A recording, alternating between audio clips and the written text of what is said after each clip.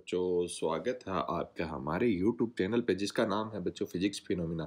तो बच्चों आज हम आपके लिए लेके आए हैं भौतिक विज्ञान के जितने भी इम्पोर्टेंट क्वेश्चन हैं जो आपके एग्जाम में पूछे जाएंगे वो। तो ठीक है, पहला क्वेश्चन देखिए। पहला क्वेश्चन है किसी परिपथ में प्रयुक्त प्रत्यावर्ती धारा निम्न समीकरण से व्यक्त होती है। I बराबर ये दे रखा है।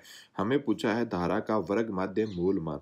तो बच्चों सॉल्यूशन की बात करें, सॉल्यूशन नंबर फर्स्ट, इसका हमें क्या पूछा है, वर्ग माध्य मूल मान। तो आप सभी को पता वर्ग माध्य मूल मान को लिखते हैं आई आर एम एस से। और आर एम एस का मान क्या होता है बच्चों, आई आर एम एस का मान होता है आई मैक्सिमम बट्टा √2। अब आपको दे क्या रखा फॉर्मूले में, देखो बच्चों यहाँ पे जो संख्या होती है, वो होती है आई मैक्सिमम।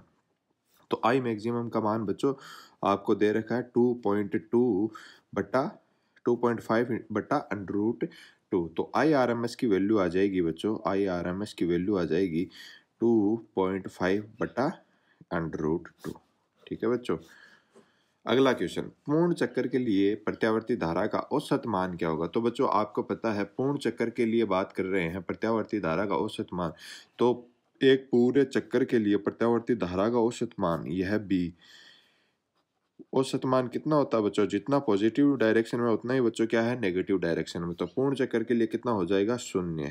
तो यह रहेगा अपना आंसर 0। ठीक है बच्चों, बढ़ते हैं हम अगले इंपॉर्टेंट सवाल की ओर।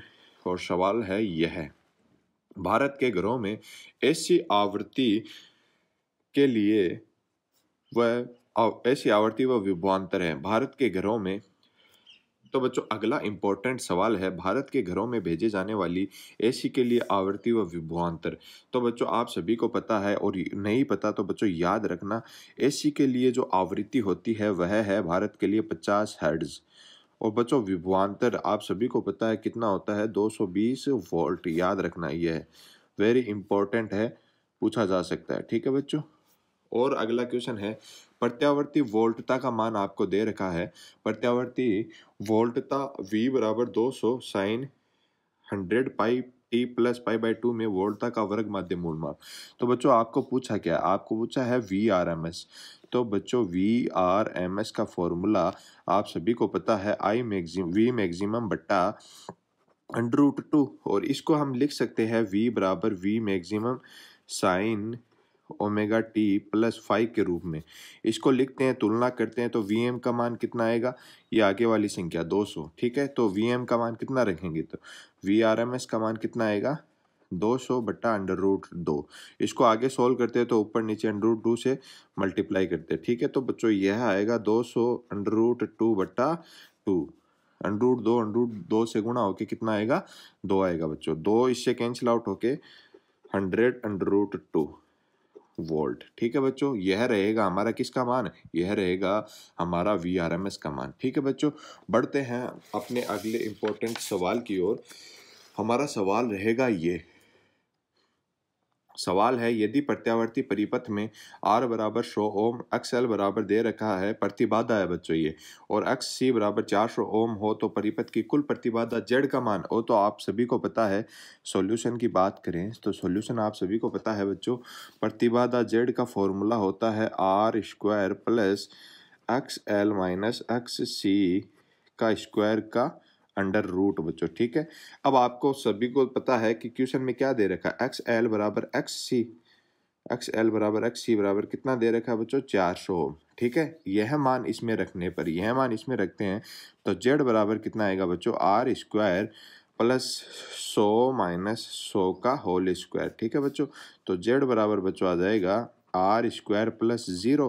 तो Z बराबर आएगा √R²। √R² को लिख सकते हैं R। तो R का मान कितना है, 100 ओम। तो Z बराबर कितना आ जाएगा बच्चों, 100 ओम आ जाएगा। ठीक है, तो कुल प्रतिबाधा Z बराबर कितने आएगी, 100 ओम। ठीक है, अब देखो इस यूनिट से कुछ बड़े सवाल रहेंगे, तो ये बड़े सवाल हम वीडियो के अंत में करेंगे। तो आप पहले इस सवालों को देख ले। सिद्ध कीजिए कि प्रत्यावर्ती धारा का शिखर मान उसके वर्ग माध्य मूल मान का √2 गुना होता है। तो आपको ये सिद्ध करना, IRMS की जो वैल्यू होती है वह होती है IM बटा √2। यह आपको सिद्ध करना। ठीक है बच्चों, दूसरा क्वेश्चन है, यह आपके 3 अंक में पूछा जा सकता है। ठीक है बच्चों, उस अब दूसरा क्वेश्चन है, उपयुक्त आरेख की सहायता से किसी ऊंचाई ट्रांसफर की कार्यविधि। तो बच्चों आपको ऊंचाई ट्रांसफर का डायग्राम बनाना है और उसकी कार्यविधि समझानी है। यह वायर से लिपटा हुआ होता है, यह वायर से लिपटा हुआ होता है, तो इसकी कार्यविधि समझानी है। यह भी 3 अंक में पूछा जा सकता है। ठीक है बच्चों, इसका सॉल्यूशन हम वीडियो के अंत में करेंगे। तो ठीक है बच्चों, अगले इंपॉर्टेंट सवाल की ओर बढ़ते हैं। रेडियो टेलीविजन प्रसारण के लिए कौन सी तरंगे काम में ली जाती है? तो बच्चों इसका उत्तर होगा, क्या होगा? इसका उत्तर होगा बच्चों रेडियो तरंगे। रेडियो तरंगे। और बच्चों एक सूक्ष्म तरंगे भी इसका उदाहरण हो सकता है, सूक्ष्म तरंगे। ठीक है बच्चों, अगला इंपॉर्टेंट सवाल है बच्चों, विद्युत चुंबकीय स्पेक्ट्रम में उत्पन्न किन्हीं 3 तरंगों के नाम बताइए। तो बच्चों याद रखना, 3 जो तरंगे हैं जो विद्युत चुंबकीय स्पेक्ट्रम में यूज होती है वह है गामा किरणें, एक्स किरणें और पराबैंगनी किरणें। ठीक है बच्चों, याद रखना, वेरी वेरी इंपॉर्टेंट है इस साल, यह आपकी एग्जाम में इम्पोर्टेंट, वेरी वेरी इंपॉर्टेंट है, यह इस साल आपके एग्जाम में पूछा जा सकता है। ठीक है बच्चों, बढ़ते हैं हम अपने अगले इंपॉर्टेंट सवाल की ओर। अगला इंपॉर्टेंट सवाल है, मैक्सवेल की कोई 2 समीकरणें लिखिए। तो बच्चों मैक्सवेल की कोई भी 2 समीकरण, हमारी पहली समीकरण है, चुंबक में 4 समीकरणें दी थी, उनमें से 2 समीकरण कोई भी लिख सकते हो। तो हमने लिखी है, चुंबक में गाउस के नियम के लिए मैक्सवेल ने बताया है बी डॉट डी ए का मान होगा 0, और मैक्सवेल एम्पियर का परिपथीय नियम बताता है कि इसमें एक चीज और ऐड हो जाती है जिसे बोलते हैं विस्थापन धारा। तो बी डॉट डी एल बराबर म्यू नोट आई सी प्लस विस्थापन धारा का मान होता है आई नोट डी फाइव बटा डी टी। अगला क्वेश्चन इसी पे आधारित है। क्वेश्चन है हमारा, विस्थापन धारा के लिए आई डी का सूत्र लिखिए। तो बच्चों आई डी का सूत्र होता है, यहाँ पे देख लो, सेम चीजें है क्योंकि ये आई डी है। ठीक है, मैक्सवेल ने एम्पियर परिपथ नियम में यह संशोधन किया था। तो आई डी बराबर हो जाएगा epsilon naught D phi B बटा डी टी। ठीक है बच्चों, यह सूत्र भी आपसे आधे अंक में पूछा जा सकता है। अगला क्वेश्चन है बच्चों, अगला इंपॉर्टेंट क्वेश्चन है, विद्युत चुंबकीय तरंगे से ही गमन कर सकती है। तो बच्चों इसका उत्तर होगा निर्वात। विद्युत चुंबकीय निर्वात से भी गमन करती है। ठीक है बच्चों, अगला क्वेश्चन है, अक्स किरणों की तरंग दैर्ध्य का परास कौन सा है? तो बच्चों अक्स किरणों की तरंग दैर्ध्य का परास है 10⁻⁸ मीटर से 10⁻13 मीटर। ठीक है बच्चों, याद रखना, ये छोटे सवाल आपके एग्जाम में पूछा जा सकता है। ठीक है बच्चों, बढ़ते हैं हम अपने अगले इंपॉर्टेंट सवाल की ओर, जो कि 1 या 1.5 नंबर में पूछा जा सकता है। प्रकाश का परावर्तन तथा अपवर्तन को समझाइए। तो सबसे पहले बच्चों हम समझते हैं प्रकाश का परावर्तन। प्रकाश का परावर्तन, ठीक है बच्चों, इधर समझ लेंगे हम प्रकाश का अपवर्तन। तो कोई भी प्रकाश की किरण बच्चे एक माध्यम से चलकर किसी सरफेस से टकराती है और उसी माध्यम में लौट जाती है, उसे क्या कहते हैं? प्रकाश का परावर्तन। यह कोण बच्चों आई है, यह कोण बच्चों आर है, इसको बोलते हैं बच्चों आपतित किरण। आपतित किरण, इसको बोलते हैं बच्चों परावर्तित किरण। ठीक है बच्चों, और यह है अभिलंब। ठीक है बच्चों, अब इसकी हम डेफिनेशन लिखे तो हम डेफिनेशन लिख सकते हैं, कोई प्रकाश की किरण, प्रकाश की किरण एक माध्यम से चलकर किसी सरफेस से टकराकर उसी माध्यम में लौट जाए, उसी माध्यम में लौट जाए, उसे प्रकाश का क्या कहते हैं? परावर्तन कहते हैं। परावर्तन या प्रकाश का परावर्तन कहते हैं। ठीक है बच्चों, इसमें एक चीज याद रखना, आई का मान आर के बराबर होता है। आई होता है आपतन कोण, तो कोण आई का मान किसके बराबर होगा? कोण आर के। ठीक है बच्चों, कोण आई का मान कोण आर के। अब दूसरी परिभाषा है प्रकाश का अपवर्तन। तो बच्चों प्रकाश के अपवर्तन को समझने से पहले आपको यह समझना पड़ेगा, इसमें सिर्फ एक डिफरेंस है। कोई प्रकाश की किरण मीडियम फर्स्ट है, ये मान लो मीडियम फर्स्ट है, ये मीडियम सेकंड है। ठीक है बच्चों, कोई प्रकाश की किरण आई किसी सरफेस से टकराई लेकिन वह सीधी लौटने की बजाय उस सघन माध्यम में चली जाती है तो वह अभिलंब की ओर मुड़ रही है। बच्चों देखो, अभिलंब की ओर मुड़ रही है, इसे बोलते हैं कोण आर। यह है कोण आई, यह है अभिलंब, यह है अपवर्तित किरण और यह है बच्चों आपतित किरण। ठीक है, अब इसकी परिभाषा क्या हो जाएगी? कोई प्रकाश की किरण विरल से सघन में जाती है, विरल से सघन में जाती है तो अभिलंब की ओर मुड़ जाती है और मुड़ जाती है।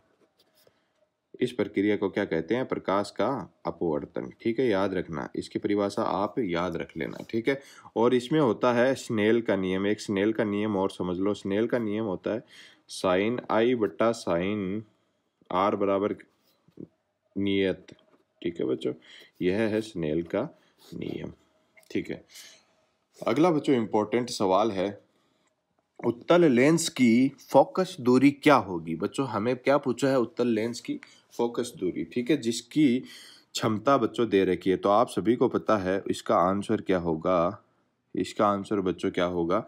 तो हमें दे क्या रखा है, किसी लेंस की क्षमता P का मान बच्चों दे रखा है +2.5 डायोप्टर। तो हमें इन दोनों के बीच में रिलेशन पता है, तो F बराबर होता है 1/P।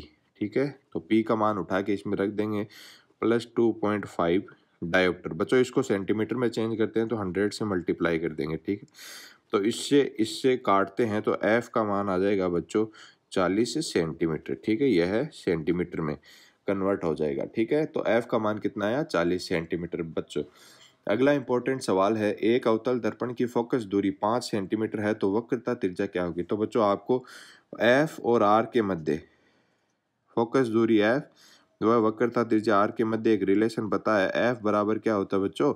R/2। तो F बराबर क्या होता है बच्चों? R/2। यहाँ दे क्या रखा? फोकस दूरी दे रखी है, F का मान दे रखा है, तो R का मान पूछा है, तो F बराबर 5 बराबर R/2। तो R बराबर कितना आ जाएगा बच्चों? 10 सेंटीमीटर। ठीक है बच्चों, बढ़ते हम अपने अगले इम्पोर्टेंट सवाल की ओर और अपना सवाल रहा यह है। ठीक है, इसमें क्या बच्चा? इसमें पूछा है बच्चों, पूर्ण आंतरिक परावर्तन की घटना को परिभाषित किए। बच्चों इस सवाल से पहले हम एक और सवाल करते हैं। इस सवाल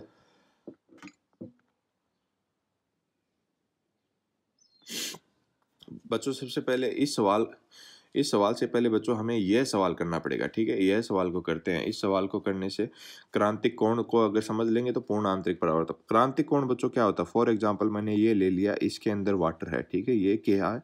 यह क्या है? पानी।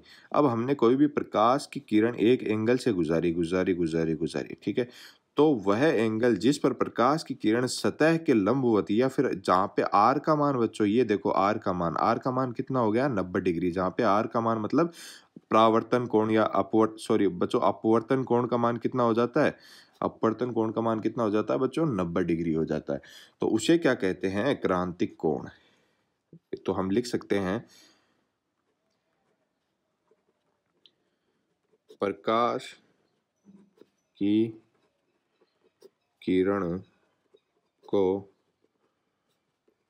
उस एंगल पे गुजारा जाए, उस कोण पर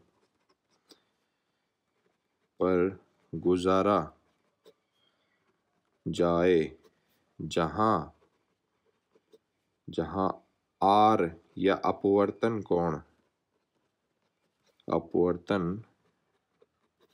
का मान 90 डिग्री हो जाए, उसे क्रांतिक कोण कहते हैं। उसे क्या कहते हैं बच्चों? क्रांतिक कोण कहते हैं। ठीक है, अब ये समझ गए। अब देखो, अगर हम इस एंगल का मान बढ़ाएंगे, जैसे ही हम इस एंगल का मान बढ़ाएंगे तो उसका मान क्रांतिक कोण से अधिक होगा। तो अधिक होगा तो प्रकाश की किरण वापस उसी माध्यम में आ जाएगी। तो क्रांतिक कोण से इस क्वेश्चन का आंसर बच्चों अभी समझ में आएगा आपको। आपके आपके सामने क्वेश्चन है, पूर्ण आंतरिक परावर्तन किसे कहते हैं? तो इसका सॉल्यूशन अब समझ में आएगा। किसी प्रकाश की किरण को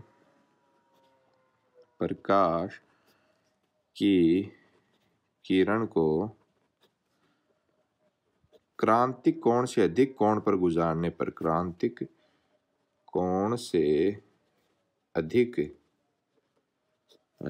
कोण पर गुजारने पर, अधिक कोण से गुजारने पर प्रकाश का उसी माध्यम में वापस आना, उसी माध्यम में परावर्तित होना लिख सकते हैं। परावर्तित होना क्या कहलाता है बच्चों?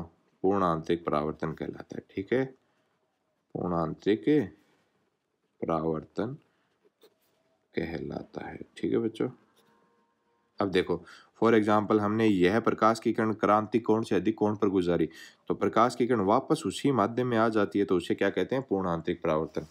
तो बच्चों इस यूनिट से कुछ बड़े सवाल रहेंगे, तो बड़े सवाल रहेंगे तो यह पहला सवाल है संयुक्त सूक्ष्मदर्शी। बच्चों 3 अंक में पूछा जा सकता है। ठीक है, तो क्वेश्चन है संयुक्त सूक्ष्मदर्शी से क्या तात्पर्य है? संयुक्त सूक्ष्मदर्शी द्वारा प्रतिबिंब बनने का किरण आरेख बनाइए, इसकी कार्य प्रणाली का संक्षेप में वर्णन करें। 3 अंक में पूछा जाएगा। एक बड़ा क्वेश्चन यह पूछा जाएगा, इस बार पक्का पूछा जाएगा बच्चों, किसी गोलीय पृष्ठ पर अपवर्तन हेतु बिंब दूरी u v तथा माध्यम के अपवर्तनांक n2 n1 तथा वक्रता त्रिज्या r में यह संबंध होता है, इसको व्युत्पन्न करना। ठीक है बच्चों, यह सवाल इस साल आपको इस बोर्ड एग्जाम में जरूर पूछा जाएगा। ठीक है बच्चों, तो देखिए अब हमने कुछ इंपॉर्टेंट सवाल कर लिए हैं, कुछ इंपॉर्टेंट सवाल हमने बच्चों कर लिए हैं। अब आपको ध्यान रखना है, यह वीडियो पहला वीडियो हमने बनाया था यूनिट 1 से 6 तक, दूसरा वीडियो हमने बना दिया है 6 से यूनिट नंबर 10 तक। ठीक है बच्चों, अब बची हुई यूनिट को हम अगले वीडियो में कवर करेंगे। ठीक है बच्चों, और एक चीज़ और ध्यान रखना है, एक वीडियो और आएगा जिसमें हम सारी की सारी फिजिक्स को कवर करेंगे, सारी फिजिक्स को। एग्जाम से पहले दिन जो वीडियो बनाऊंगा वो सारी फिजिक्स को कवर करेंगे। तो हमने जितने भी वीडियो बनाए हैं उसको वीडियो को ज़्यादा से ज़्यादा शेयर करना बच्चों, ताकि कुछ बच्चों का मदद हो सके जिन्होंने पूरी साल पढ़ाई नहीं की है बच्चों, वह इस वीडियो को देख के अच्छे से अच्छे अंक प्राप्त कर सकते हैं। तो आपको best of luck for your examination, best of luck बच्चों। ठीक है, अच्छे से एग्जाम देना और हमारे वीडियो को शेयर जरूर करना ताकि और बच्चों की मदद की जा सके। और आने वाला वीडियो होगा हमारा पूरे सिलेबस का बच्चों, पूरे सिलेबस का, तो वीडियो को शेयर करना। ठीक है बच्चों, थैंक यू।